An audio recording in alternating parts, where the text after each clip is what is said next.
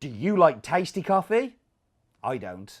I like my coffee to be Las Delicias from Nicaragua and the Longberry Java. My name is Steve Layton, and I travel the world finding amazing and delicious coffee for you to drink at home. Some make coffee difficult to understand and complicated, but here it's my job to make it easy and fun and tell you what's in my mug. So this is a new farm last year for us, so it's really only the second year of us seeing it, and that's because it's a new farm to the Moresh family. And it's the first time that Eliane, who runs the mill, has actually owned her own farm, called Las Delicias.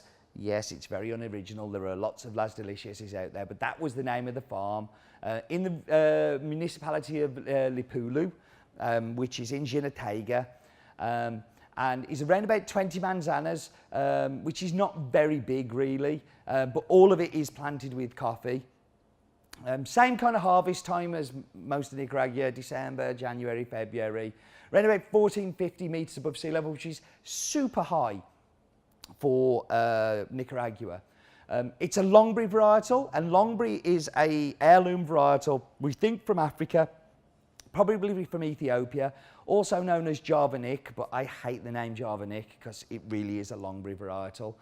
It's fully washed, where it's pulped, air gets to it, breaks down the pectin and the kind of mucilage around the seed, and then it goes through a washing process and then taken out to dry. Incredibly typical for Nicaragua.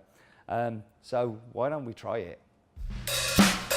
So we're back to snozzer in the bowl, and the reason I wanted to snozzer this one is Longberry is a heirloom varietal. It's been around for a long time. The reason it's called Longberry is if you actually look at the seed, so get your coffee out the bag right now and look at it in your hand, it's quite long.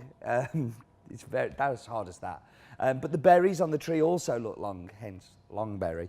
But with those heirloom varietals, you do get quite a complex flavour to them. I remember last year there being lots of lemon, lots of lychee, very sweet, kind of milk chocolate sweetness. So let's get into it.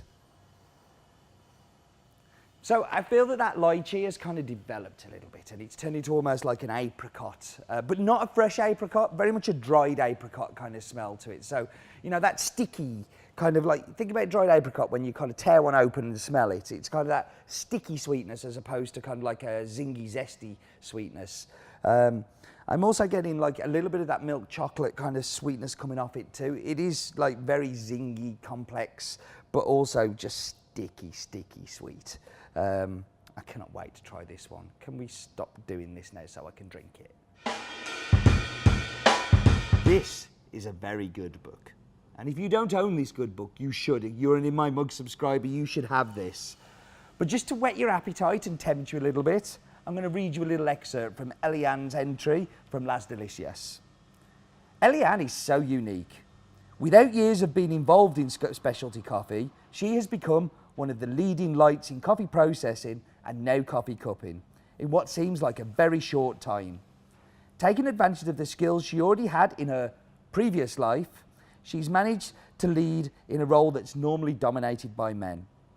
Although she grew up in one of the most famous coffee families in the world, Eliane did not start her career in coffee. In the 1980s, the Sandinista government confiscated the family coffee farms, forcing the entire family into exile in the United States of America. Turning this negative into a positive, Eliane decided to study to become a nurse. In Eliane's own words, be grateful to Mother Nature and considerate to the people that help us perform the best job.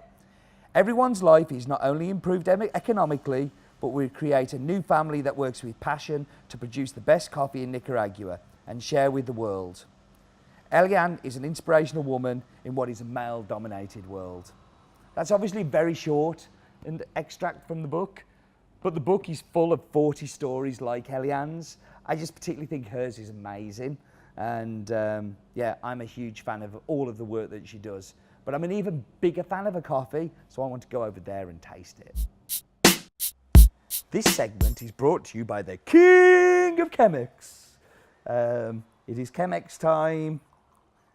Always good to have Chemex time. So, my Force India mug. Ooh, gosh. Can't remember where that came from even. I think it actually came from somebody at Force India. In the Formula One paddock, we were quite hot in 2015. Lots of it floating about. But yeah, don't see so much anymore. We used to actually supply coffee to lots of the teams. Who would just buy off the website and then occasionally send us stuff. Roman Grosjean sent us a signed picture, which was quite exciting. It's like as excited as my life gets anyway. But I think he was at Renault at the time, not Force India. Completely off topic. Let's get back onto the coffee. So, in the opening part, the best descriptor I can come up for this coffee is Orange Viscount biscuit, because it has a biscuity sweetness, but it also has that, it's not a juicy orange, it's not in your face, it's almost like that false orange that you get from like a Viscount biscuit. Very delicately floral, but what's really interesting is the finish. The finish is like just brown sugar sweetness all the way through. I challenge you to see anything differently in there. In fact, if you do, let me know. But for me, this is a real kind of classic brown sugar, kind of sweet finish to it. A delicious coffee. Yep, very, very good to have it. Very happy to have you here. Thank you for joining me as always. And do remember, life is too short for bad coffee.